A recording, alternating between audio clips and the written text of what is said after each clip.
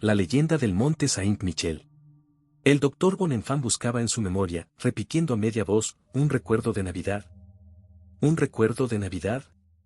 Y de repente exclamó, claro que sí, tengo uno, y uno muy extraño incluso, es una historia fantástica. ¿Vi un milagro? Sí, señoras, un milagro, la noche de Navidad, les extrañará oírme hablar así, a mí, que no creo en casi nada. Y sin embargo vi un milagro. Lo vi, vi, con mis propios ojos lo vi, lo que se dice verlo, 84. ¿Qué sí me sorprendió mucho? No, en absoluto, porque, sin compartir las creencias de ustedes, creo en la fe, y sé que mueve montañas. Podría citar muchos ejemplos, pero les indignaría, y además me expondría a menoscabar el efecto de mi historia. Les confesaré, ante todo, que si no quedé muy convencido y convertido por lo que vi, por lo menos me emocionó mucho, y voy a procurar contarles el suceso ingenuamente, como si la mía fuera una credulidad de Auvernés. Yo era entonces médico rural y vivía en la aldea de Rolleville, 85, en plena Normandía. Aquel año el invierno fue terrible. A finales de noviembre ya llegaron las nieves tras una semana de heladas. De lejos se veían venir desde el norte densas nubes, y la blanca caída de copos empezó. En una noche toda la llanura quedó sepultada. Las granjas, aisladas en sus corrales cuadrados, tras sus cortinas de grandes árboles espolvoreados de escarcha, parecían dormirse bajo la acumulación de aquella espuma espesa y ligera. Ningún ruido cruzaba ya la campiña inmóvil. Solo los cuervos, en bandadas, describían largos festones en el cielo, buscándose inútilmente la vida, lanzándose todos a la vez sobre los campos lívidos y picoteando la nieve con sus grandes picos. Solo se oía el deslizamiento vago y continuo de aquel polvo cayendo sin cesar. Aquello duró 8 días enteros, después la avalancha se detuvo. La tierra tenía sobre su espalda un espeso manto de 5 pies. Y luego, durante 3 semanas, un cielo claro como un cristal azul de día, y de noche todo tachonado de estrellas que se habían creído de escarcha por lo riguroso que era el vasto espacio, se extendió sobre la sábana lisa, dura y reluciente de las nubes, la llanura, los setos, los olmos de las cercas, todo parecía muerto, aniquilado por el frío. Ni hombres ni animales salían ya, solo las chimeneas de las chozas en camisa blanca revelaban la vida oculta a través de los delgados hilos de humo que se elevaban rectos en el aire glacial. De vez en cuando se oía crujir a los árboles, como si sus miembros de madera se hubieran roto bajo la corteza, y, a veces, una gruesa rama se desgajaba y caía, al petrificar la invencible helada la savia y romper sus fibras. Las viviendas, diseminadas aquí y allá entre los campos, parecían alejadas 100 leguas unas de otras. Se vivía como se podía. Yo era el único que intentaba ir a visitar a mis clientes más cercanos, exponiéndome siempre a quedar sepultado en alguna depresión. No tardé en darme cuenta de que un terror misterioso se cernía sobre la comarca. Semejante azote, pensaban, no era natural. Pretendieron que de noche se oían voces, silbidos agudos, gritos que pasaban. Esos gritos y esos silbidos procedían sin duda alguna de las aves migratorias que viajan en el crepúsculo, y que huían en masa hacia el sur. Pero hagan ustedes entrar en razón a gente enloquecida. Un espanto invadía los ánimos y se esperaba un acontecimiento extraordinario. La fragua del tío Batinel estaba situada al final del caserío de Epivent, 86, al lado del camino real, ahora invisible y desierto. Pero como la gente carecía de pan, el herrero decidió ir hasta el pueblo. Se quedó unas horas charlando en las 6 casas que forman su centro, recogió su pan y las noticias, y un poco de aquel miedo difundido por la campiña. Y se puso en camino antes de la noche. De repente, al bordear unos setos, creyó ver un huevo en la nieve, sí, un huevo depositado allí, completamente blanco como el resto del mundo. Se agachó, sí, era un huevo. ¿De dónde procedía? ¿Qué gallina había podido salir del gallinero e ir a poner en aquel lugar? El herrero quedó sorprendido, no comprendió nada, pero recogió el huevo y se lo llevó a su mujer. Mira, parienta, aquí traes un huevo que encontré en el camino. La mujer movió la cabeza. ¿Un huevo en el camino? ¿Con este tiempo? ¿Estás borracho, seguro? Que no, tía, que ni siquiera estaba al pie de un seto, y en tavía caliente, sin helar. Ahí lo traís, me lo he puesto en el estómago para que no se friase. Cómetelo en la cena. El huevo fue echado en la olla donde hervía la sopa, y el herrero se puso a contar lo que decían en la región. La mujer escuchaba, muy pálida. Por seguro que oí silbidos la otra noche, hasta parecían venir de la chimenea. Se sentaron a la mesa, tomaron primero la sopa, luego, mientras el marido untaba manteca en su pan, la mujer cogió el huevo y lo examinó con ojos desconfiados. ¿Y si hubiese algo en este huevo, qué quieres que haiga? ¿Qué sabo yo? Entonces, cómetelo y no seas tonta. Abrió el huevo. Era como todos los huevos, y estaba muy fresco. Empezó a comérselo vacilando, saboreándolo, dejándolo, volviéndolo a coger.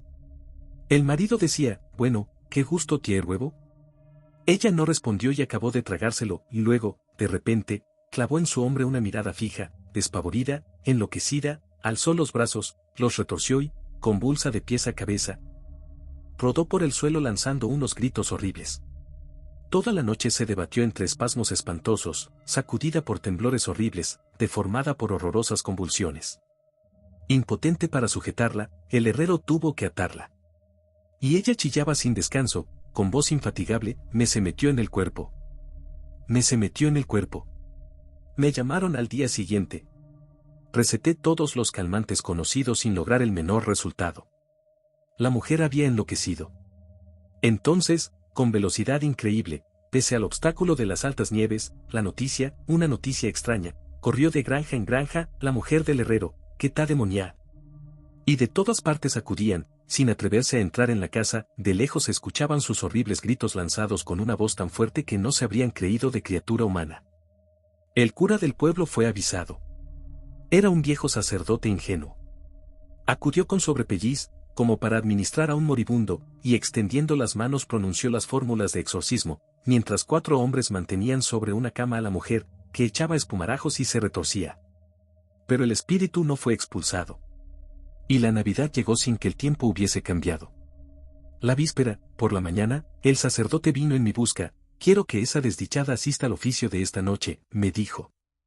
Quizá Dios haga un milagro en su favor, a la hora misma en que él nació de una mujer. Respondí al cura, me parece perfecto, señor abad. Si a su espíritu le impresiona la ceremonia, y no hay nada más propicio para conmoverlo, puede salvarse sin necesidad de ningún otro remedio. El viejo sacerdote murmuró, usted no es creyente, doctor, pero me ayuda, ¿verdad? ¿Se encarga usted de llevarla? Y yo le prometí mi ayuda. Llegó la tarde, luego la noche, y la campana de la iglesia empezó a sonar, lanzando su voz quejumbrosa a través del espacio sombrío, sobre la extensión blanca y helada de las nieves. Unos seres negros acudían lentamente, en grupos, dóciles al grito de bronce del campanario. La luna llena iluminaba con un resplandor vivo y macilento todo el horizonte, haciendo más visible la pálida desolación de los campos. Yo había escogido 4 hombres robustos y me dirigí a la fragua. La posesa seguía chillando, atada a su cama. La vistieron decentemente a pesar de su enloquecida resistencia y se la llevaron.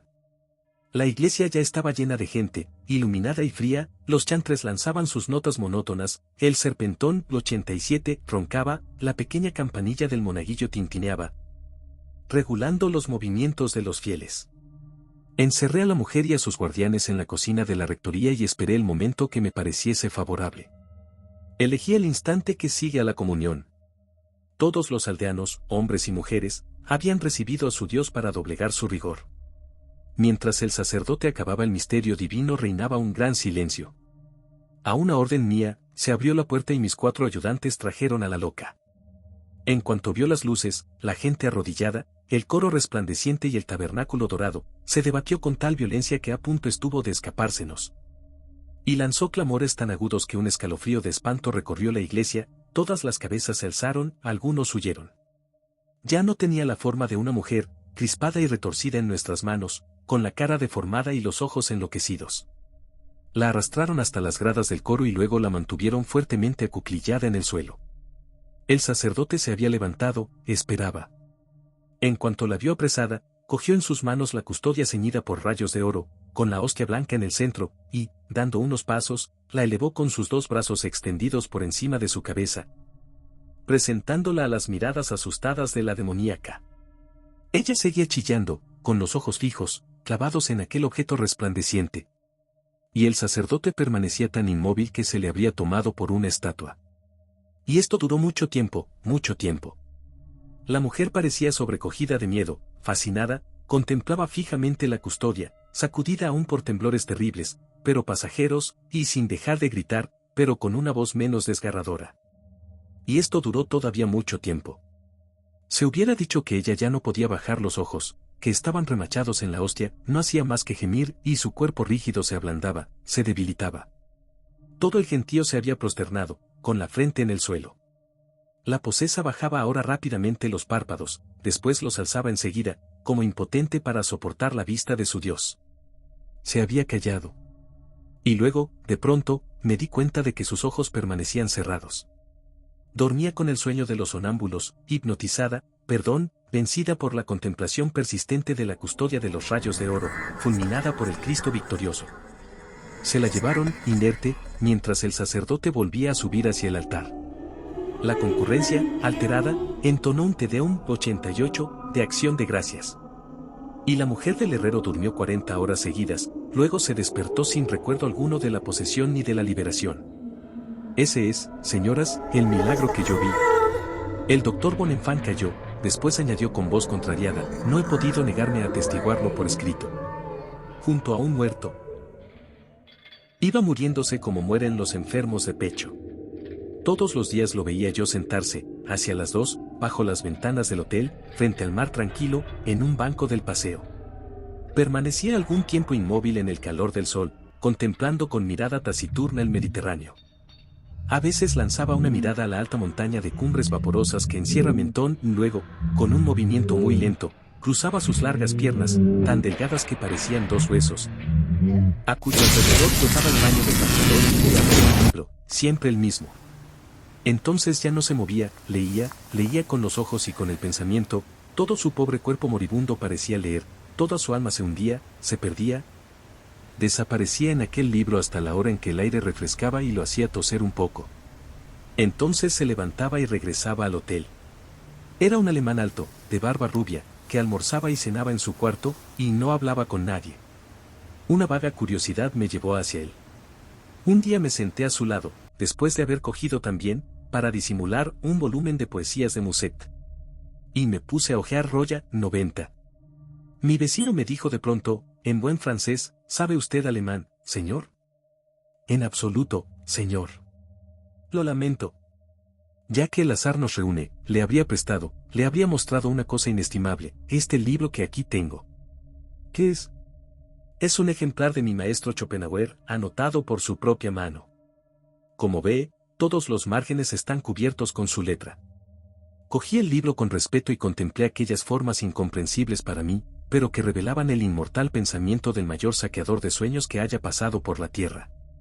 Y los versos de Musset estallaron en mi memoria, dos tu cantent, Voltaire, et Tony de Uxourire voltige-t-il encore surtesos de Charnés, 91. E involunariamente comparaba el sarcasmo infantil, el sarcasmo religioso de Voltaire, con la irresistible ironía del filósofo alemán, cuya influencia es imborrable por siempre. Aunque muchos protesten y se enfaden, aunque se indignen o se exalten, Schopenhauer ha marcado a la humanidad con el sello de su desdén y de su desencanto. Gozador desengañado, ha derruido las creencias, las esperanzas, las poesías, las quimeras, destruido las aspiraciones, asolado la confianza de las almas, matado el amor, abatido el culto ideal de la mujer, destrozado las ilusiones del corazón, realizado la tarea más gigantesca de escépticos que nunca se haya hecho. Ha atravesado todo con su burla y ha vaciado todo. Y hoy mismo, quienes abominan del parecen llevar en su mente, a pesar suyo, parcelas de su pensamiento.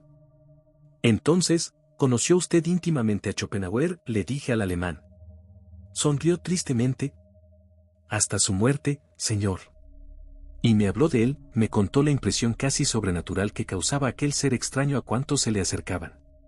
Me contó la entrevista del viejo demoledor con un político francés, 92, republicano doctrinario, que quiso conocer a aquel hombre y lo encontró en una cervecería tumultuosa, sentado en medio de discípulos, seco, arrugado, riendo con una risa inolvidable, mordiendo y desgarrando las ideas y creencias con una sola palabra, como un perro desgarra de una dentellada las telas con que juega. Me repitió la frase de aquel francés cuando se iba espantado, aterrado y exclamando, he creído pasar una hora con el diablo. Luego añadió, de verdad, señor, tenía una sonrisa espantosa, que nos dio miedo hasta después de su muerte. Es una anécdota casi desconocida que puedo contarle si le interesa. Y empezó, con una voz cansada que interrumpían por momentos sus golpes de tos, Schopenhauer acababa de morir, 93, y se decidió que lo velaríamos por turnos, de 2 en 2, hasta la mañana siguiente. Estaba de cuerpo presente en una gran habitación muy sencilla, amplia y oscura. 2 velas ardían sobre la mesilla de noche. A las 12 me encargué de la guardia, con uno de nuestros compañeros. Los 2 amigos a los que reemplazábamos salieron, y nosotros fuimos a sentarnos al pie del lecho.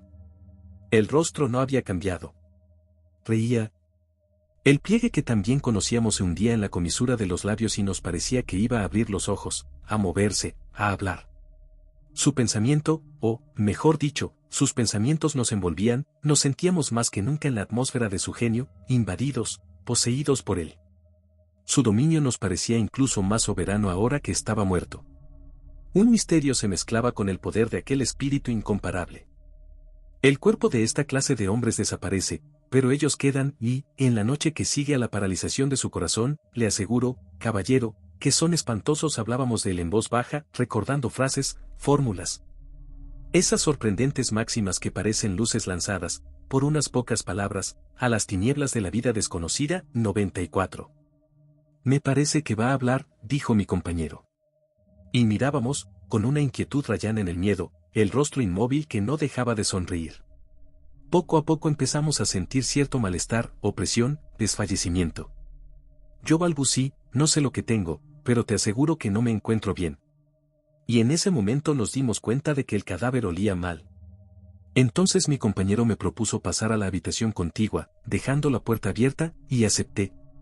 Cogí una de las velas que ardían sobre la mesilla de noche, dejando allí la otra, y fuimos a sentarnos en el extremo del otro cuarto, de manera que pudiéramos ver desde nuestro sitio la cama y al muerto en plena luz.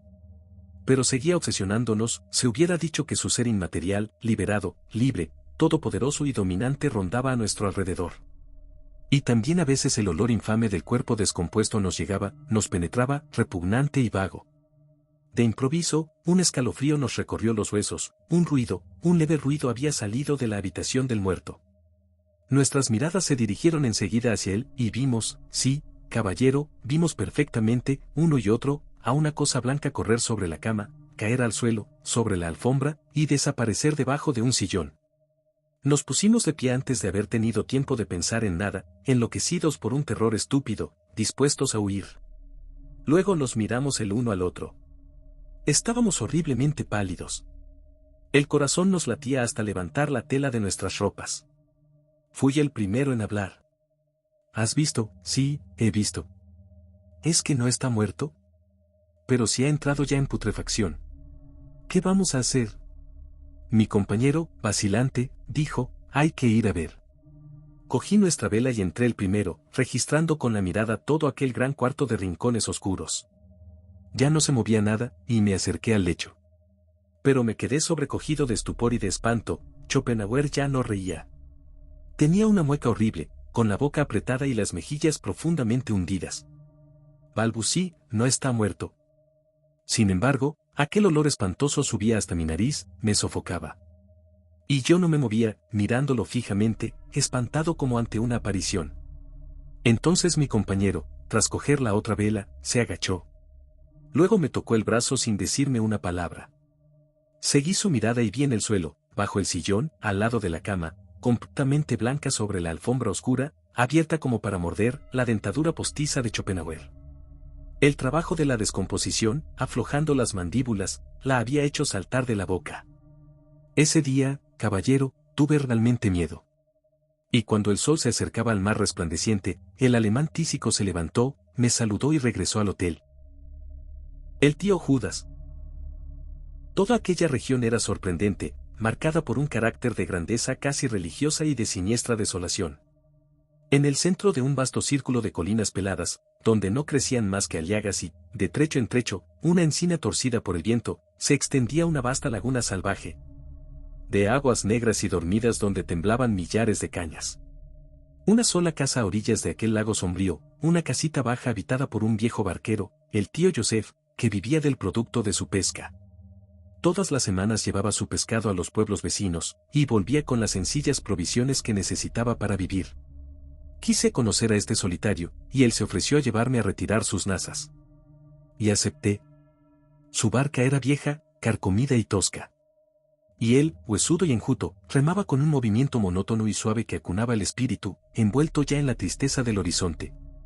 Me creía transportado a las primeras épocas del mundo, en medio de aquel paisaje antiguo, en aquel barco primitivo que guiaba a aquel hombre de otra edad. Sacó sus redes, y tiraba los peces a sus pies con gestos de pescador bíblico. Luego quiso pasearme hasta el final de la ciénaga, y de repente divisé, en la otra orilla, una ruina, una choza derruida cuya pared tenía una cruz, una enorme cruz roja que, con los últimos resplandores del sol poniente, se hubiera dicho trazada con sangre. Pregunté, ¿qué es aquello? El hombre se santiguó al punto, luego respondió, allí es donde murió Judas. No me sorprendí, como si hubiera podido esperarme aquella extraña respuesta. Sin embargo, insistí, ¿Judas? ¿Qué Judas? Él añadió, el judío errante, señor. Le rogué que me contase aquella leyenda.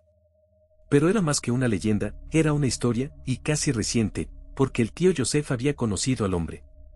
En el pasado, aquella cabaña estaba ocupada por una mujer muy corpulenta, una especie de mendiga que vivía de la caridad pública. ¿Quién le había dado aquella cabaña? Eso ya no lo recordaba el tío Joseph. Pero una noche, un viejo de barba blanca, un viejo que parecía 2 veces centenario y se arrastraba a duras penas, pidió limosna, al pasar, a la miserable. Ella respondió, siéntese, abuelo, todo lo que hay aquí es de todo el mundo, porque procede de todos. Y él se sentó en una piedra delante de la puerta. Compartió el pan de la mujer, y su camastro de hojas, y su casa. Ya no se marchó. Allí terminaron sus viajes. El tío Joseph añadía, fue Nuestra Señora la Virgen la que lo permitió, en vista de que una mujer había abierto su puerta a Judas. Porque aquel viejo vagabundo era el judío errante. En la comarca no se supo enseguida, pero no tardaron en sospecharlo, porque caminaba y caminaba, arrastrado por la costumbre. Otra razón había provocado las sospechas. La mujer que alojaba en su casa al desconocido pasaba por judía, dado que nunca se la había visto en la iglesia. En 10 leguas a la redonda no la llamaban más que la judía. Cuando los chiquillos de la comarca la veían llegar mendigando, gritaban, mamá, mamá, es la judía.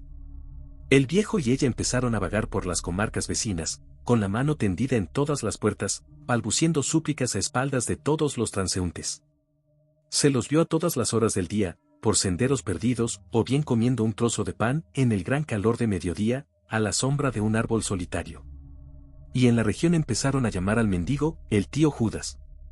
Pero un día trajo en su alforja 2 cerditos vivos que le habían dado en una granja por haber curado al granjero de un mal. Y pronto dejó de mendigar, totalmente ocupado en guiar a sus puercos para alimentarlos, paseándolos a lo largo de la laguna, bajo las encinas aisladas en los pequeños valles vecinos. La mujer, en cambio, vagaba sin cesar en busca de limosnas, pero todas las noches se reunía con él. Tampoco él iba nunca a la iglesia, y jamás se le había visto hacer la señal de la cruz delante de los calvarios. Todo ello provocaba muchas habladurías. Una noche, su compañera tuvo fiebre y se puso a temblar como tela que el viento agita. Él se acercó al pueblo en busca de medicamentos, luego se encerró con ellos y, durante 6 días, no se lo volvió a ver. Pero el cura, cuando oyó decir que la judía, en cuanto llamó a la puerta, el tío Judas apareció en el umbral, jadeante, con los ojos encendidos, con toda su gran barba agitada, como agua que chorrea, y gritó en una lengua desconocida palabras de blasfemia, extendiendo sus flacos brazos para impedir la entrada al sacerdote. El cura quiso hablar, ofrecer su bolsa y sus cuidados, pero el viejo seguía injuriándolo, haciendo con las manos el gesto de tirarle piedras. Y el sacerdote se retiró, perseguido por las maldiciones del mendigo.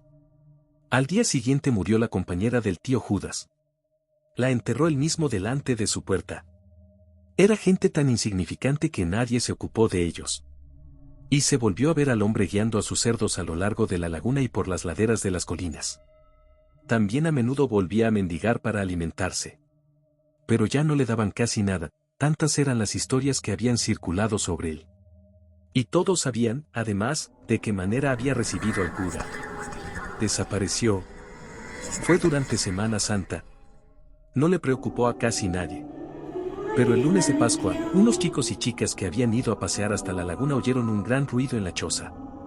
La puerta estaba cerrada, los chicos le echaron abajo y los 2 cerdos huyeron dando saltos como machos cabríos. Nunca se los volvió a ver. Entonces, cuando toda aquella gente entró, Vieron en el suelo ropa vieja, el sombrero del mendigo, algunos huesos, sangre seca y restos de carne en las cavidades de una calavera. Sus cerdos lo habían devorado. Y el tío Joseph añadió, había ocurrido, señor, el Viernes Santo, a las 3 de la tarde. Pregunté, ¿cómo lo sabe? Respondió, no cabe la menor duda. Traté de hacerle comprender que era natural que los animales hambrientos se hubieran comido a su dueño, muerto de repente en su choza. En cuanto a la cruz en la pared, había aparecido una mañana, sin que se supiera qué mano la había trazado de aquel extraño color. Desde entonces, ya nadie pudo decir que el judío errante había muerto. Yo mismo lo creí durante una hora. San Antonio. Lo llamaban San Antonio porque su nombre era Antonio, y también porque era vividor, jovial, bromista, gran comilón, buen bebedor y vigoroso perseguidor de criadas, aunque ya tuviera más de 60 años. Era un campesino de la comarca de Caux, alto, coloradote, ancho de pecho y de vientre, encaramado sobre largas piernas demasiado delgadas para la amplitud del cuerpo. Viudo, vivía solo con una criada y 2 mozos en su granja, que dirigía como un viejo zorro, cuidadoso de sus intereses, experto en los negocios, en la cría del ganado y en el cultivo de las tierras. Sus 2 hijos y sus 3 hijas, ventajosamente casados, vivían en los contornos e iban una vez al mes a comer con el padre. Su vigor era célebre en toda la comarca de alrededor, se decía, a modo de proverbio, es fuerte como San Antonio. Al producirse la invasión prusiana, San Antonio prometía en la taberna comerse todo un ejército, pues era presuntuoso como verdadero normando, un poco cobarde y fanfarrón. Golpeaba con el puño sobre la mesa de madera, que rebotaba haciendo bailar las tazas y los vasos, y gritaba, con la cara colorada y la mirada socarrona, con una falsa cólera de vividor. Tendré que comérmelos, rediós. Contaba con que los prusianos no llegarían hasta Tanneville, pero cuando supo que estaban en Rautot, 98, no volvió a salir de casa, y acechaba constantemente el camino por la ventanita de la cocina, esperando en todo momento ver pasar las bayonetas. Una mañana, cuando comía la sopa con sus criados, se abrió la puerta y el alcalde de la comuna, Maese Chicot, apareció seguido por un soldado tocado con un casco negro con punta de cobre. San Antonio se puso en pie de un salto, y toda su gente lo miraba, esperando verlo hacer pedazos al prusiano, pero se contentó con estrechar la mano del alcalde, que le dijo, aquí hay uno para ti, San Antonio. Han venido esta noche. Sobre todo, nada de tontadas, pues hablan de fusilar y de quemarlo todo en cuanto ocurra la menor cosa. Estás avisado. Dale de comer, parece un buen muchacho. Adiós, me voy acá de los otros. Hay pa' todo el mundo. Y salió. El tío Antonio, que se había puesto pálido, miró a su prusiano. Era un mocetón de carnes abundantes y blancas, ojos azules, pelo rubio y barba hasta los pómulos, que parecía idiota, tímido y bonachón. El malicioso normando lo caló enseguida y, tranquilizado, le hizo seña de sentarse. Luego le preguntó, ¿qué sopa? El extranjero no comprendió. Entonces Antonio tuvo una ocurrencia audaz y metiéndole bajo la nariz un plato lleno, toma, trágate eso, cerdo. El soldado respondió, ya, y se puso a comer glotonamente mientras el granjero, triunfante, percibiendo que había conquistado su reputación, guiñaba un ojo a sus servidores, que hacían extrañas muecas. Y sentían al mismo tiempo un gran miedo y ganas de reír. Cuando el prusiano hubo engullido su plato, San Antonio le sirvió otro que le hizo desaparecer del mismo modo, pero se echó atrás ante el tercero, que el granjero quería hacerle comer a la fuerza repitiendo, vamos. Métetelo en la tripa. Engorda o muere, cerdito.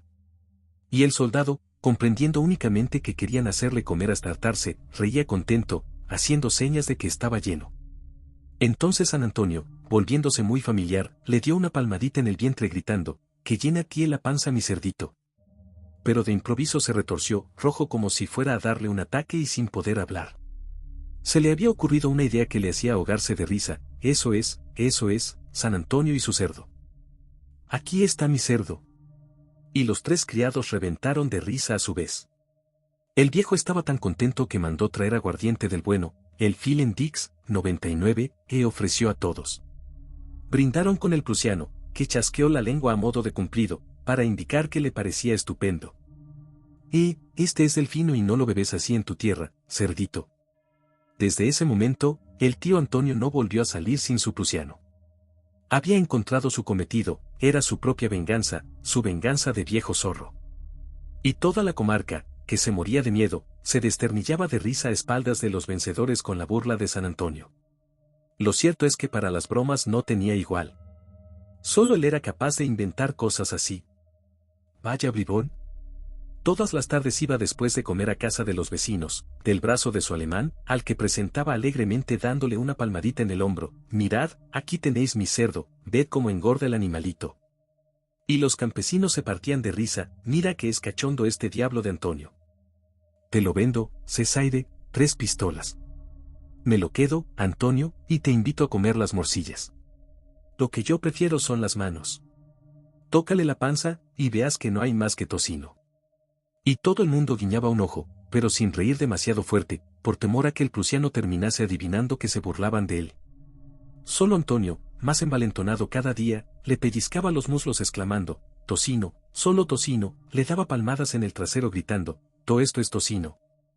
Y lo levantaba en sus brazos de viejo coloso capaz de llevar un yunque, declarando, pesa 600, y sin desperdicio. Y había cogido la costumbre de hacer que invitaran a comer a su cerdo en todas las casas en que entraba con él. Era el gran placer, la gran diversión de cada día, darle lo que queráis, se traga todo. Y ofrecían al hombre pan y mantequilla, patatas, guisotes fríos y embutido, lo que le permitía decir, de tu carne, y de primera calidad. El soldado, estúpido y bonachón, comía por cortesía, encantado con aquellas atenciones, y se ponía enfermo por no negarse, y engordaba de verdad. Ahora ya no cabía en su uniforme, cosa que encantaba a San Antonio. Y le hacía repetir, sabes, cerdito, habrá que hacerte otra jaula. Por lo demás, se habían vuelto los mejores amigos del mundo, y cuando el viejo iba a sus asuntos por el contorno, el prusiano lo acompañaba por propia iniciativa, por el solo placer de estar con él. Hacía un tiempo riguroso, helaba mucho. El terrible invierno de 1870 parecía descargar todas las plagas sobre Francia. El tío Antonio, que preparaba las cosas con tiempo y aprovechaba las oportunidades, previendo que faltaría estiércol para las labores de primavera, compró el de un vecino que se encontraba en apuros, y convinieron que iría todas las tardes con su carreta a buscar una carga de abono. Así pues, todos los días se ponía en camino al anochecer y se dirigía a la granja de los Halls, a media legua de distancia, acompañado por su cerdo. Y cada día era una fiesta alimentar al animal. Toda la comarca acudía igual que se va los domingos a misa mayor. Sin embargo, el soldado empezaba a desconfiar y cuando se reían demasiado fuerte revolvía unos ojos inquietos que, a veces, se encendían con una llama de cólera. Y una tarde, cuando hubo comido hasta saciarse, se negó a tragar un bocado más y trató de levantarse para irse. Pero San Antonio lo detuvo retorciéndole la muñeca, luego, poniéndole sus 2 poderosas manos en los hombros volvió a sentarlo con tal rudeza que la silla quedó aplastada bajo el hombre.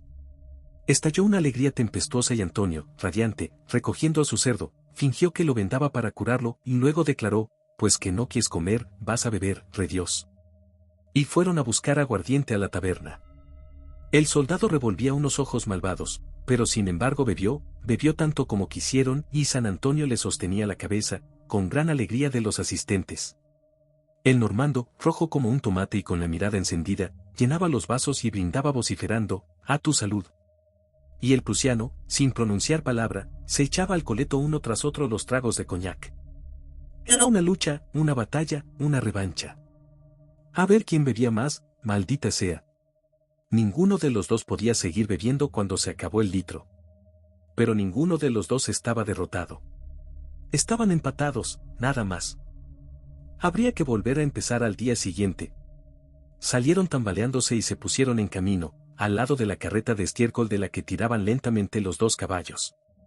Empezaba a caer la nieve, y la noche sin luna se iluminaba tristemente con esa blancura muerta de las llanuras. El frío se apoderó de los 2 hombres aumentando su borrachera, y San Antonio, insatisfecho por no haber triunfado, se divertía dando empujones en el hombro de su cerdo para hacerlo caer en la cuneta. El otro evitaba los ataques apartándose, y cada vez pronunciaba algunas palabras alemanas en un tono irritado que hacía reírse a carcajadas al campesino. El prusiano terminó por enfadarse, y, justo en el momento en que Antonio le lanzaba un nuevo empellón, respondió con un puñetazo terrible que hizo tambalearse al coloso.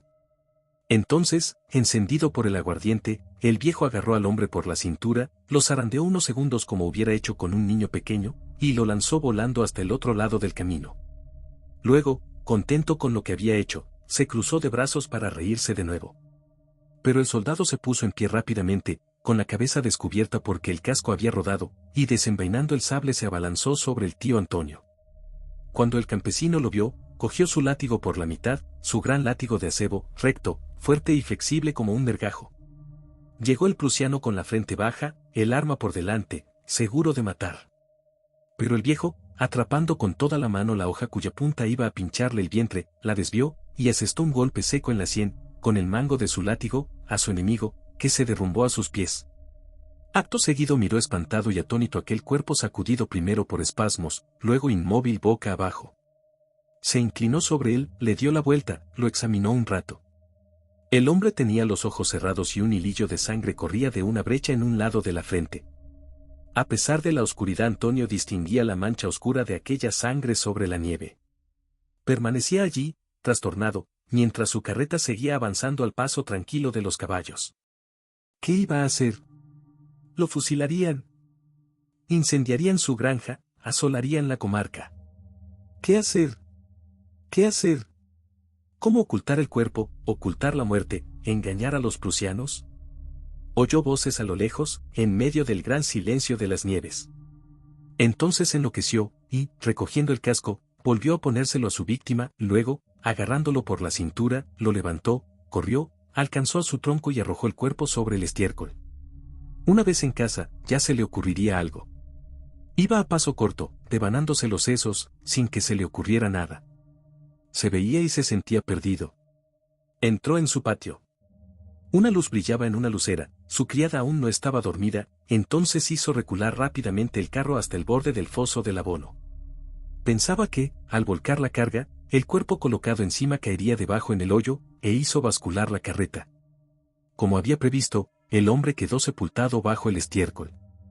Antonio igualó el montón con el horcón, que luego hincó en la tierra, al lado. Llamó a su criado, le ordenó que metiera los caballos en la cuadra, y volvió a su cuarto. Se acostó, sin dejar de pensar en lo que iba a hacer, pero no lo iluminaba ninguna idea, su espanto iba en aumento en la inmovilidad de la cama. Lo fusilarían. Sudaba de miedo, sus dientes le castañeteaban, se levantó tiritando, sin poder permanecer entre las sábanas. Bajó entonces a la cocina, cogió la botella del aguardiente bueno del aparador y volvió a subir. Bebió 2 grandes vasos seguidos, añadiendo una borrachera nueva a la vieja, sin calmar la angustia de su alma. Buena la había hecho, qué imbécil, rediós. Ahora iba de un lado a otro, buscando alguna estratagema, explicaciones, malicias, y, de vez en cuando, se enjuagaba la boca con un trago de Filendix para darse ánimos. Pero no encontraba nada. Nada de nada. Hacia medianoche, su perro guardián, una especie de medio lobo al que llamaba devorador, se puso a ladrar a la luna. El tío Antonio se estremeció hasta la médula, y cada vez que el animal reanudaba su aullido lúgubre y largo, un escalofrío de miedo recorría la piel del viejo. Se había derrumbado en una silla, con las piernas molidas, al helado, sin poder más, esperando con ansia que Devorador reiniciase su gemido, y sacudido por todos los sobresaltos con que el terror hace vibrar nuestros nervios. El reloj de abajo dio las 5. El perro no se callaba. El campesino se volvía loco. Se levantó para ir a soltar al animal, para dejar de oírle. Bajó, abrió la puerta, avanzó en la oscuridad. La nieve seguía cayendo. Todo estaba blanco. Los edificios de la granja formaban grandes manchas negras. El hombre se acercó a la perrera. El perro tiraba de la cadena. Lo soltó. Entonces Devorador dio un salto, luego se detuvo en seco, con el pelo erizado, las patas tensas, enseñando los colmillos, el hocico vuelto hacia el estiércol. Temblando de pies a cabeza, San Antonio balbuceó: ¿qué te pasa, cochino chucho? Y dio unos pasos hacia adelante, escrutando con la mirada la sombra indecisa, la sombra apagada del patio. Entonces vio una forma de hombre sentada en su estiércol. Miraba aquello paralizado de horror y jadeando. Pero de pronto, vio detrás del mango de su horcón clavado en tierra, y lo arrancó del suelo, y, en uno de esos arrebatos de miedo que vuelven temerarios a los más cobardes, se lanzó hacia adelante, para ver. Era él, su prusiano, surgido lleno de fango de su lecho de inmundicias que lo había recalentado, reanimado. Se había sentado maquinalmente y permanecía allí, bajo la nieve que lo empolvaba, manchado de suciedad y de sangre, atontado todavía por la borrachera, aturdido por el golpe, agotado por la herida. Vio a Antonio, y, demasiado embrutecido para comprender nada, hizo un movimiento a fin de levantarse. Pero el viejo, en cuanto lo hubo reconocido, echó espumarajos como una bestia rabiosa. Farfullaba: «¡Ah, cerdo! ¡Cerdo! No te has muerto. Vas a denunciarme, ahora. Espera, espera». Y precipitándose sobre el alemán, lanzó hacia adelante con todo el vigor de sus dos brazos su horcón levantado como una lanza, y le hundió hasta el mango las 4 puntas de hierro en el pecho. El soldado cayó de espaldas lanzando un largo suspiro de muerte, mientras el viejo campesino, sacando su arma de las heridas, volvía a hundirla una y otra vez en el vientre, en el estómago, en la garganta, golpeando como un loco, agujereando desde la cabeza hasta los pies el cuerpo palpitante cuya sangre escapaba a grandes borbotones. Luego se detuvo, sofocado por la violencia de su tarea, aspirando el aire a grandes bocanadas, aplacado por el crimen consumado. Entonces, como los gallos ya cantaban en los gallineros y el día empezaba a despuntar, se puso manos a la obra para enterrar al hombre. Cavó un hoyo en el estiércol, llegó a la tierra, excavó más hondo todavía, trabajando de manera desordenada en un arrebato de fuerza, con furiosos movimientos de brazos y de todo el cuerpo. Cuando el hoyo fue bastante hondo, hizo rodar dentro el cadáver con el horcón, volvió a echar tierra encima, lo apisonó un buen rato. Colocó de nuevo en su sitio el estiércol y sonrió al ver que la espesa nieve completaba su tarea y cubría las huellas con su velo blanco. Luego volvió a clavar su horcón en el montón de inmundicias y regresó a su cuarto. La botella todavía medio llena de aguardiente había quedado encima de una mesa. La vació de un trago, se arrojó sobre la cama y se durmió profundamente. Se despertó sereno, con ánimo tranquilo y fresco, capaz de juzgar lo sucedido y de prever los acontecimientos. Al cabo de una hora recorría la comarca pidiendo en todas partes noticias de su soldado. Fue en busca de los oficiales para saber, decía, por qué le habían retirado a su hombre. Como se conocían sus buenas relaciones, nadie sospechó de él y dirigió incluso las pesquisas afirmando que el prusiano se iba todas las noches de picos pardos. Un viejo gendarme retirado, que tenía una posada en el pueblo vecino y una guapa hija, fue detenido y fusilado. Mademoiselle Cocotte. Íbamos a salir del manicomio cuando en un rincón del patio vi a un hombre alto y delgado que obstinadamente hacía el simulacro de llamar a un imaginario perro. Con una voz dulce, con una voz tierna, gritaba: «Cocotte, mi pequeña Cocotte, ven, Cocotte, ven aquí, perrita», dándose palmadas sobre el muslo como se hace para atraer a los animales. Pregunté a un médico: «¿Ese quién es?». Me respondió: «Oh, no tiene mucho interés. Es un cochero, llamado François, que se volvió loco después de ahogar a su perra». Yo insistí: «Cuénteme su historia. A veces, las cosas más simples y más humildes son las que más conmueven el corazón». Y esta es la aventura de aquel hombre, que habían sabido completa gracias a un palafrenero, compañero suyo. En las afueras de París vivía una familia de burgueses ricos. Habitaban una villa en medio de un parque, a orillas del Sena. El cochero era el tal François, mozo campesino algo paleto, de buen corazón, simple y fácil de engañar. Una tarde, cuando volvía a casa de sus amos, se puso a seguirle una perra. Al principio no hizo caso, pero la obstinación del animal que caminaba tras sus talones no tardó en hacerle volverse. Miró si conocía a la perra. No, no la había visto nunca. Era una perra de una delgadez espantosa, con grandes tetas colgantes.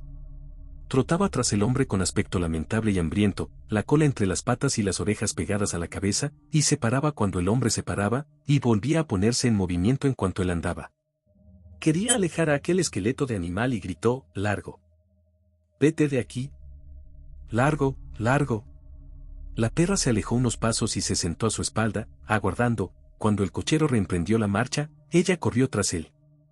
François fingió que cogía piedras.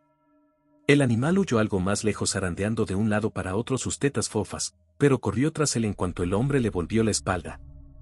Entonces el cochero François, apiadado, la llamó. La perra se acercó tímidamente, con el lomo arqueado y todas las costillas marcadas debajo de la piel. El hombre acarició aquellos huesos salientes y, muy conmovido por el miserable animal, dijo: «Vamos, ven». Ella empezó a mover la cola al punto, sintiéndose acogida, adoptada, y, en vez de quedarse pegada a las pantorrillas de su nuevo amo, se puso a correr delante de él. La puso sobre la paja de la cuadra, luego corrió a la cocina en busca de pan. Cuando la perra se hartó de comer, se durmió hecha un ovillo. Al día siguiente, los amos, avisados por su cochero, le permitieron conservar el animal. Era una perrilla buena, cariñosa y fiel, inteligente y dulce, pero pronto advirtieron un defecto terrible. Estaba en celo de principio a fin de año. En poco tiempo trabó conocimiento con todos los perros de la comarca, que empezaron a merodear a su alrededor día y noche.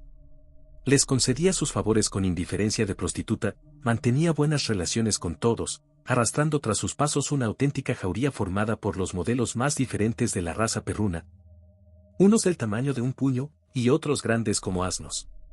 Los paseaba por las carreteras en excursiones interminables, y cuando se paraba para descansar en la hierba, los perros la rodeaban y la contemplaban con la lengua fuera. La gente de la comarca la miraba como a un fenómeno, nunca habían visto nada semejante. El veterinario no entendía nada. Cuando por la noche volvía a su cuadra, el tropel de perros ponía sitio a la finca.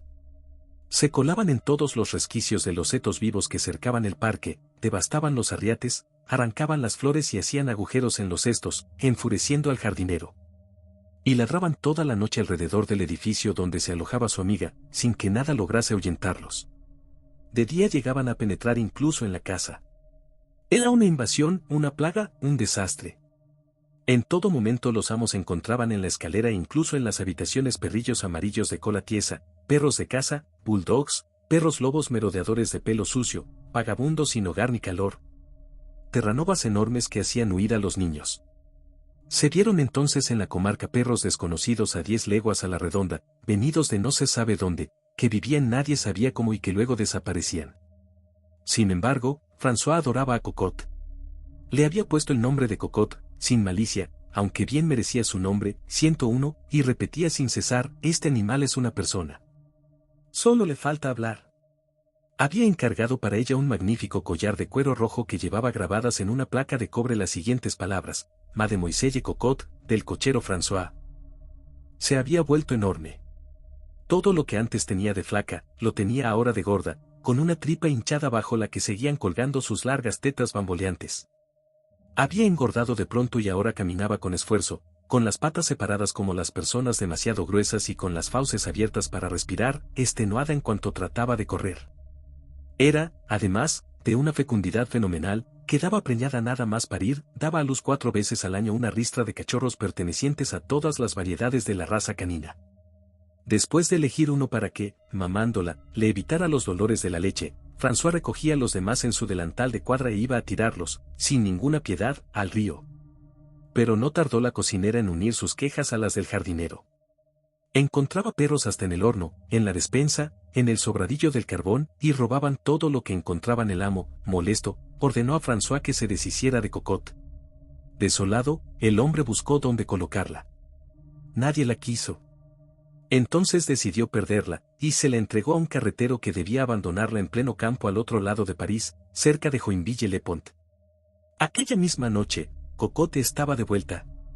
Tenía que tomar una decisión. Por 5 francos, se la entregó a un jefe de tren que iba al Havre. Debía soltarla cuando llegasen. Al cabo de 3 días, Cocotte volvía a entrar en su cuadra cansada, enflaquecida, magullada y extenuada. El amo, compadecido, no volvió a insistir. Pero los perros acudieron enseguida en mayor número y más atrevidos que nunca. Y cierta noche que daban una gran cena, un dogo se llevó, en las mismas narices de la cocinera, que no se atrevió a disputársela, una pularda trufada. Esta vez el amo se enfadó por completo y, tras llamar a François, le dijo en tono colérico: si mañana por la mañana no me tira usted ese animal al agua, le despido, ¿me oye? El hombre quedó aterrado, y subió a su cuarto para recoger sus cosas porque prefería dejar el empleo. Luego pensó que no podría conseguir ningún otro mientras llevase consigo aquel molesto animal, se dijo que estaba en una buena casa, bien pagado y bien alimentado, se dijo que realmente un perro no merecía aquello. Se animó en nombre de sus propios intereses y terminó por tomar la firme resolución de librarse de Cocotte al rayar el alba. Sin embargo, durmió mal. Se levantó al amanecer y, cogiendo una fuerte cuerda, fue en busca de la perra. Esta se levantó despacio, se sacudió, desperezó sus miembros y acudió a hacer fiestas al amo. Entonces a François le faltó valor, y empezó a acariciar a la perra con ternura, pasándole la mano por sus largas orejas, besándola en el morro y prodigándole todas las palabras afectuosas que sabía. Pero un reloj vecino dio las 6. No podía vacilar. Abrió la puerta, ven, le dijo. El animal movió la cola, comprendiendo que iban a salir. Alcanzaron la orilla, y él eligió un sitio donde el agua parecía profunda.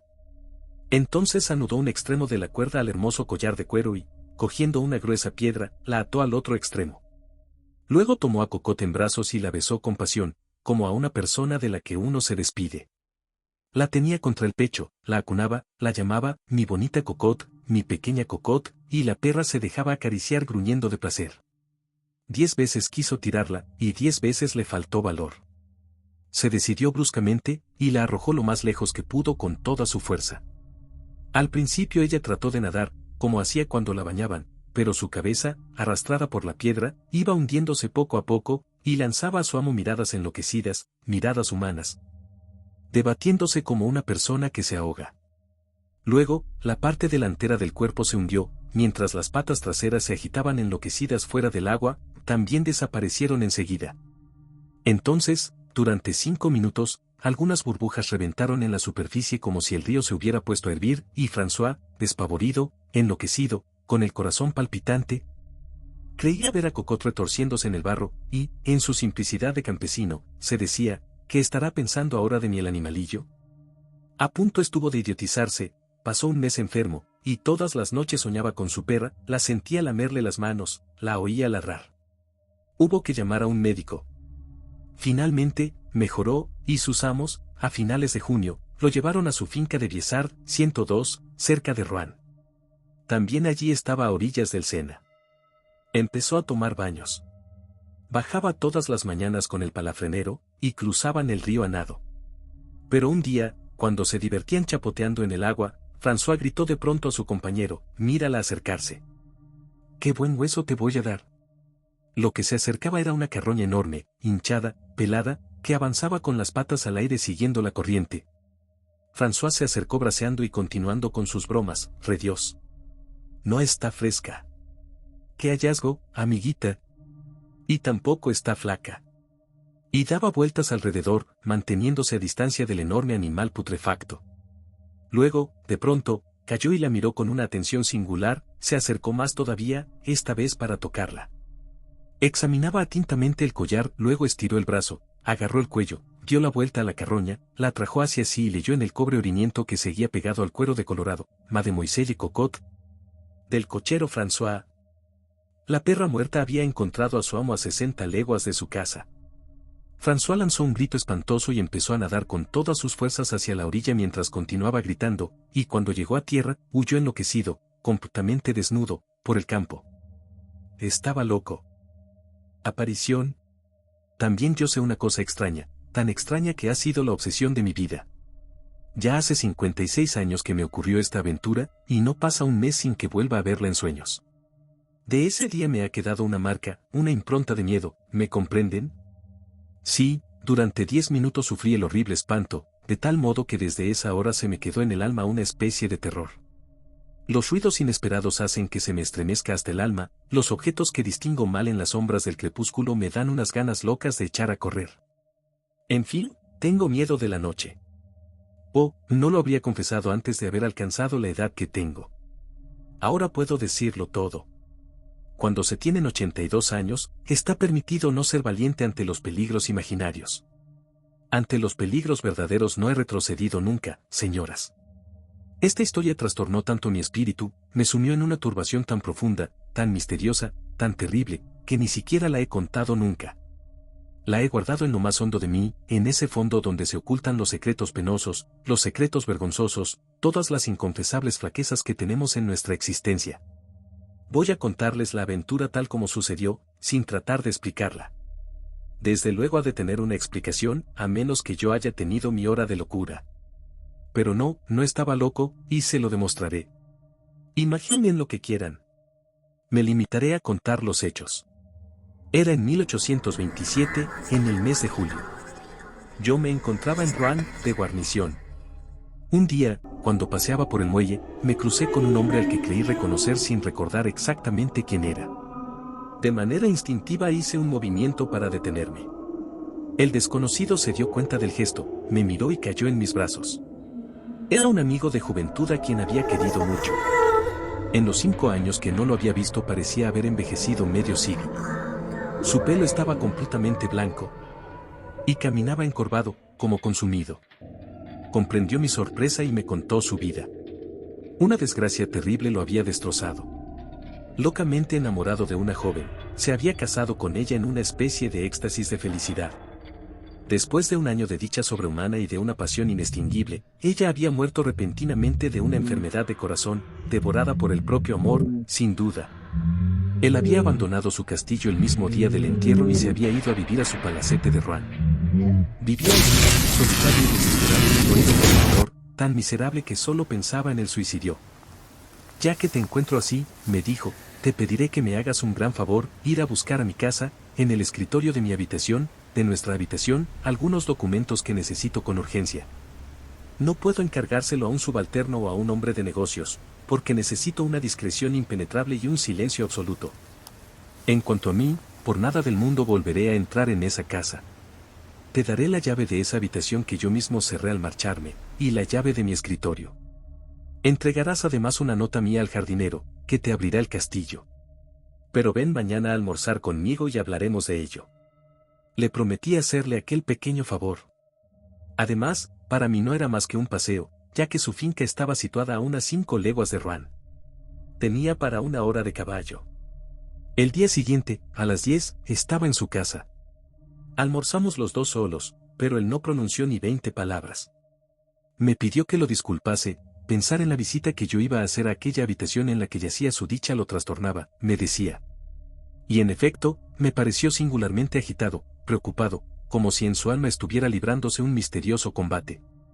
Por último, me explicó exactamente lo que debía hacer. Era muy sencillo. Tenía que coger 2 paquetes de cartas y un fajo de papeles guardados en el primer cajón de la derecha del mueble cuya llave tenía. Añadió, no necesito rogarte que no pongas los ojos en ellos. Casi me hirió esta frase, y se lo dije con cierta vivacidad. Balbuceó, perdóname, sufro demasiado. Y se echó a llorar. Lo dejé hacia la 1 para cumplir mi misión. Hacía un tiempo radiante, y yo iba al trote largo a través de los prados, escuchando cantos de alondras y el ruido acompasado de mi sable contra mi bota. Luego entré en el bosque y puse mi caballo al paso. Ramas de árboles acariciaban mi rostro, y a veces atrapaba una hoja con los dientes y la masticaba con avidez, con una de esas alegrías de vivir que, sin saber por qué, te colman de una felicidad tumultuosa y como inasequible, de una especie de embriaguez de fuerza. Al acercarme al castillo, busqué en el bolso la carta que tenía para el jardinero, y advertí con sorpresa que estaba lacrada. Tanta fue mi sorpresa y mi irritación que estuve a punto de volverme sin llevar a cabo el encargo. Luego pensé que con eso iba a demostrar una susceptibilidad de mal gusto. Mi amigo había podido, además, cerrar la nota sin darse cuenta, trastornado como estaba. La mansión parecía abandonada hacía 20 años. La barrera, abierta y podrida, se tenía en pie no se sabe cómo. La hierba llenaba las alamedas, los arriates no se distinguían ya del césped. Al ruido que hice al pegar patadas a un postigo, de una puerta lateral salió un viejo que pareció estupefacto al verme. Salté a tierra y le entregué mi carta. La leyó, la releyó, le dio vueltas, me miró de soslayo, se guardó el papel en el bolsillo y dijo, ¿y bien? ¿Qué desea?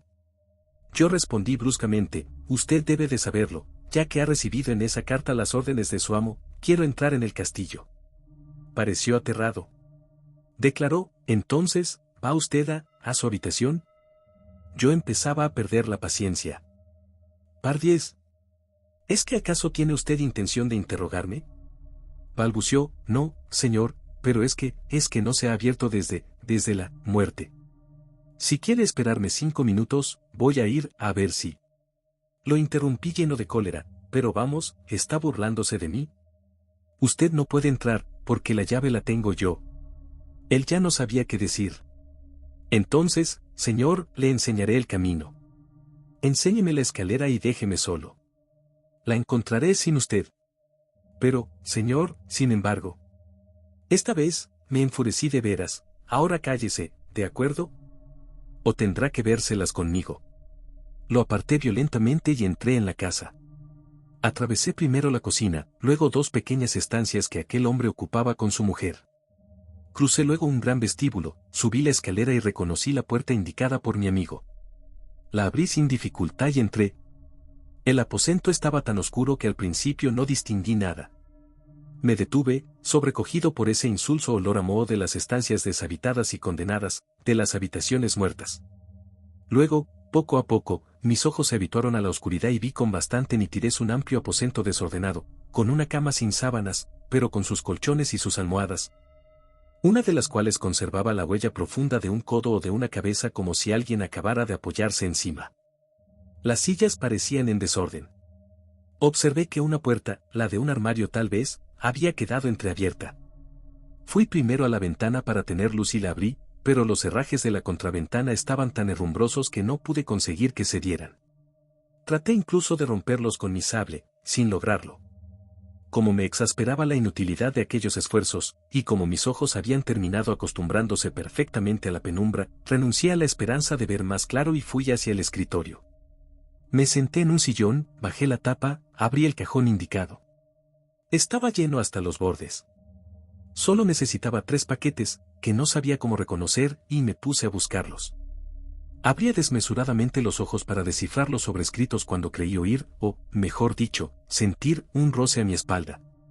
No le di más importancia, pensando que una corriente de aire había movido alguna tela. Pero, al cabo de un minuto, otro movimiento, casi indistinto, hizo que un singular y pequeño escalofrío desagradable corriese por mi piel. Era tan estúpido alterarse, ni siquiera un poco, que no quise darme la vuelta, por pudor hacia mí mismo. Acababa de descubrir en ese momento el segundo de los fajos que necesitaba, y acababa de encontrar el tercero precisamente cuando un suspiro profundo y penoso, lanzado junto a mi espalda, me hizo dar un salto de loco a 2 metros de allí. En mi impulso me había vuelto con la mano en la empuñadura de mi sable, y, desde luego, de no haberlo sentido tan cerca, habría huido como un cobarde. Una mujer alta vestida de blanco me miraba, de pie tras el sillón en el que yo estaba sentado un segundo antes. Por mis miembros corrió tal sacudida que estuve a punto de caerme de espaldas. Oh, nadie puede comprender, a menos de haberlo sentido, esos espantosos y estúpidos terrores. El alma se funde, uno ya no siente el corazón, el cuerpo entero se vuelve blando como esponja, se diría que todo nuestro ser interior se desmorona. Yo no creo en fantasmas, y, sin embargo, desfallecí con el horroroso miedo a los muertos, y sufrí, sí, sufrí en unos instantes más que en todo el resto de mi vida, con la angustia irresistible de sus espantos sobrenaturales. Si ella no hubiera hablado, quizá me habría muerto. Pero habló con una voz dulce y dolorosa que hacía vibrar los nervios. No me atrevería a decir que volví a ser dueño de mí mismo y que recuperé la razón. No. Estaba enloquecido, hasta el punto de no saber lo que hada, pero esa especie de altivez íntima que hay en mí, y también un poco de orgullo profesional, me hacían conservar, casi a pesar mío, una compostura honorable. Aparentaba para mí mismo, y sin duda para ella, quienquiera que fuese, mujer o espectro. Me di cuenta de todo esto más tarde, porque les aseguro que, en el instante de la aparición, no pensaba en nada. Tenía miedo. Ella dijo, «Oh, señor, usted puede hacerme un gran favor». Quise responder, pero me fue imposible pronunciar una sola palabra. Un ruido vago salió de mi garganta. Ella continuó, «¿Quiere? Puede usted salvarme, curarme. Sufro horriblemente. Sufro, oh, cuánto sufro». Y se sentó delicadamente en mi sillón. Me miraba, «¿Quiere?». Dije, «Sí», con la cabeza, porque mi voz seguía paralizada. Entonces me tendió un peine de carey y murmuró, «Péineme, oh, péineme, y eso me curará, necesito que me peinen. Mire mi cabeza. Cómo sufro, y qué daño me hace el pelo». Sus cabellos sueltos, larguísimos, muy negros, eso me parecía, colgaban por el respaldo del sillón y tocaban el suelo. ¿Por qué lo hice? ¿Por qué recibí tiritando aquel peine, y por qué cogí en mis manos sus largos cabellos que produjeron en mi piel una sensación de frío atroz, como si hubiera manejado serpientes? No lo sé. Aquella sensación se me quedó en los dedos, y me estremezco cuando pienso en ella. La peiné. Manejé no sé cómo aquella cabellera de hielo. La retorcí, la até y la solté, la trencé como se trenzan las crines de un caballo. Ella suspiraba, inclinaba la cabeza, parecía feliz. De repente me dijo, «Gracias», me arrancó el peine de las manos y escapó por la puerta que yo había visto entreabierta. Cuando me quedé solo, sentí durante unos segundos esa turbación confusa de quien despierta tras una pesadilla. Luego, cuando por fin me recobré, corrí a la ventana y rompí las contraventanas de un furioso empujón. Entró una oleada de luz. Me lancé hacia la puerta por donde aquella criatura se había ido. La encontré cerrada e inquebrantable. Entonces me invadió una fiebre de huida, un pánico, el verdadero pánico de las batallas. Cogí bruscamente los 3 paquetes de cartas del escritorio abierto, crucé el aposento corriendo, salté los peldaños de la escalera de 4 en 4, me encontré fuera sin saber por dónde ir. Al ver mi caballo a 10 pasos de mí, lo monté de un salto y partí al galope. No paré hasta Rouen, delante de mi casa. Después de tirarle a mi ordenanza las bridas, huí a mi habitación, donde me encerré para reflexionar. Entonces, durante una hora, me pregunté ansiosamente si no había sido juguete de una alucinación. Desde luego, había tenido una de esas incomprensibles conmociones nerviosas, uno de esos enloquecimientos del cerebro que engendran los milagros, y a los que lo sobrenatural debe su poder. Y estaba a punto de creer en una visión, en un error de mis sentidos, cuando me acerqué a la ventana. Por casualidad, mis ojos descendieron sobre mi pecho. Mi dolmán estaba lleno de largos cabellos de mujer que se habían enrollado en los botones. Los cogí uno a uno y los tiré con temblor en los dedos. Luego llamé a mi ordenanza. Me sentía demasiado emocionado, demasiado alterado para ir ese mismo día a casa de mi amigo.